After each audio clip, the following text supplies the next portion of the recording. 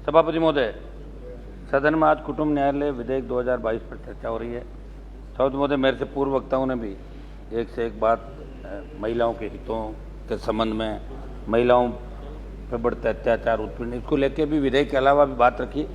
विधेयक के उद्देश्य और कारणों में कहा गया कि कुटुंब न्यायालय अधिनियम 1983 का छात्र कुटुंब न्यायालय स्थापित करके विवाह और कुटुंब मामलों तथा उससे संबंध विषयों में सुलह और विवादों का शीघ्र समाधान करने का समर्थन करने के लिए अधिनियमित किया गया था। साथ ही आपने बिंदु संख्या 5 में बताया कि हिमाचल प्रदेश और नागालैंड राज्य में कुटुंब न्यायालय अपनी स्थापना की तारीख से कार्य कर रहे हैं और राज्य सरकार के साथ कुटुंब न्यायालयों द्वारा की गई सभी कार्रवाइयों को विधि मान्य करना और उसकी व्यावृत्ति करना अपेक्षित है, इसलिए उक्त अधिनियम को संशोधित करने का प्रस्ताव है। तो मैं जिस प्रदेश से आता हूँ, राजस्थान से, ये दुर्भाग्य है कि महिला अत्याचार और महिला उत्पीड़न के अंदर सबसे ज़्यादा जो महिलाओं पे अत्याचार और देश के अंदर राजस्थान नंबर 1 हो गया, नंबर 1 पे राजस्थान चल रहा है, जहाँ महिलाओं के साथ सबसे बड़ा अन्याय और अत्याचार हो रहा है।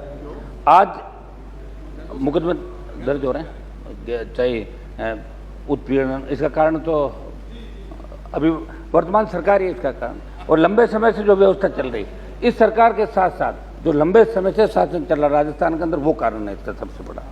वर्ष 1984 में भारत सरकार द्वारा संसद में कुटुंब न्यायालय अधिनियम लाया गया। इस अधिनियम के माध्यम से पारिवारिक विवाद निपटान के अलग से न्यायालय बनाया गया, जिसमें अलग से आप अपना वो कर सकते हैं। परिवार के विवाद भी सिविल न्यायालय में सालों साल अटके रहते थे और पक्षकारों को न्याय नहीं मिल पाता। इस परेशानी से निपटने के उद्देश्य 1984 के अंदर ये आपका बिल आए। मैं मंत्री जी से पूछना चाहता हूँ कि 1984 के बाद से अब तक कुटुंब न्यायालयों में समय पर न्याय लोगों को मिल रहा है या नहीं मिल रहा है, इसको लेकर आपने क्या समीक्षा की, उसमें क्या सामने आया? क्योंकि स्थापना के बाद लंबे अरसे तक निश्चित तौर पर कई चुनौतियां और सुझाव मिले होंगे। आपकी सरकार ने व्यापक सुधार के लिए क्या क्या कदम उठाए जो कुटुंब न्यायालयों में पीड़ितों के लिए लाभकारी बने? सभापति महोदय, विभिन्न आलेख में पढ़ा था कि देश के विभिन्न पारिवारिक न्यायालयों में लंबित मामलों की बढ़ती संख्या चिंताजनक है। लंबा समय लग जाता है, न्याय नहीं मिल पाता। ये चीफ जस्टिस ऑफ इंडिया ने भी ये बात कही थी कि न्याय देर से मिलता है, चिंताजनक है। सरकार को इस विषय पर भी सोचने की जरूरत है, क्योंकि 11 लाख से अधिक मामले विभिन्न पारिवारिक अदालतों में लंबित थे। सभापति महोदय, घरेलू झगड़ों के अनेक कारण और विशेषज्ञों के अध्ययन की माने तो पूरी दुनिया का भौतिकवाद की ओर अग्रसर होना भी। ऐसे में कुटुंब न्यायालयों में जो मामले आते हैं उनका काउंसलिंग करके प्रथम चरण में ही निपटारा कराने की दिशा में कारगर कदम उठाने की आवश्यकता है। परामर्शदाताओं, मैरिज काउंसलर की एक बहुत महत्वपूर्ण भूमिका होती है। मुद्दा हर 3 महीने में मैरिज काउंसलर बदले जाते हैं। इस प्रकार यदि मामला 3 महीने से अधिक समय तक चलते हैं तो महिला या पीड़ित व्यक्ति को नए परामर्शदाताओं के साथ तालमेल बिठाना पड़े और उनके कथन को कई बार दोहराना भी पड़ता है। समझ में तो कुछ मेरे इसके अंदर सुझाव थे।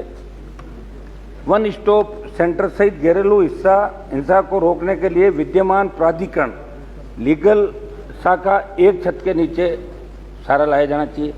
पुलिस, न्यायालय, पीड़िता के लिए कॉमन ट्रैकिंग सिस्टम इस तरह विकसित किया जाए कि त्वरित न्याय मिल सके। पारिवारिक न्यायालयों के काउंसलर, साइकोलॉजिस्टों की संख्या भी बढ़ाई जाए। सभापति महोदय, एक हमारा ये भी था कि पारिवारिक न्यायालयों में सम्मान सिद्धांत के आधार, मेरे से पूर्व वक्ता भी बीएसपी वाले कहते हैं, अपील के मामलों का फैसला करने में मदद मिलती है, क्योंकि एक पारिवारिक न्यायालय के पास प्रतिबंधात्मक क्षेत्राधिकार होता है और अवमानना के मुद्दे पर निर्णय लेने की शक्ति नहीं होती। इसलिए लोग पारिवारिक अदालत को उतनी गंभीरता से नहीं लेते जितना कि वे एक मजिस्ट्रेट या शहर की दीवानी अदालत को लेते हैं। कई मामलों में जब पति याचिका करता है और उनके खिलाफ भरण पोषण के आदेश पारित किए जाते हैं, इन आदेशों का उल्लंघन करने के बाद भी उनके मामले आगे बढ़ते रहते हैं। सबसे अंत में मेरी बात मैं यह कहना चाहूँगा कि महिलाओं को आगे लाने के प्रयास और इतिहास भी गवाह है कि झांसी की रानी लक्ष्मीबाई से लेके महिलाओं ने बड़ी लड़ाई लड़ी। राजनीति के अंदर भी महिलाओं ने हर जगह आगे आके और उसका प्रयास किया। अभी जो राष्ट्रपति कल हमारे निर्वाचित हुई है द्रौपदी मुर्मू, ये उसका उदाहरण है कि गरीब आदिवासी की बेटी देश के सर्वोच्च पद पे बैठी है। ये सबके लिए सौभाग्य की बात है, क्योंकि हमने तो इनको वोट दिया था, समर्थन भी दिया था। शायद क्या बालियान साहब, 1 मिनट रुको, आज दिया था ना, वो इसलिए दिया था कि वो आदिवासी गरीब, उनकी जो पीड़ाएं थी, उनके इमोशन थे, जिस तरह की जिंदगी उन्होंने जी, अपने बेटे खो दिए, जिन परिस्थितियों में वो पली बढ़ी, इसलिए वोट दिया। कोई किसी तरह की कोई बार्गेनिंग नहीं की वोट के अंदर, इसलिए वोट दिया कि वो आज नहीं करता बस मैं नहीं करता, दिल पर ही रही है।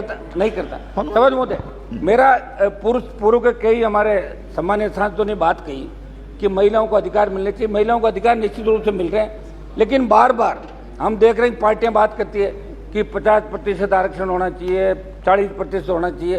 तो मैं मांग करूंगा कि दिल्ली का जो मंत्रिमंडल है मोदी जी का, इसमें 50% श्री रविंद्रनाथ कुमार जी, ये मेरी मांग है।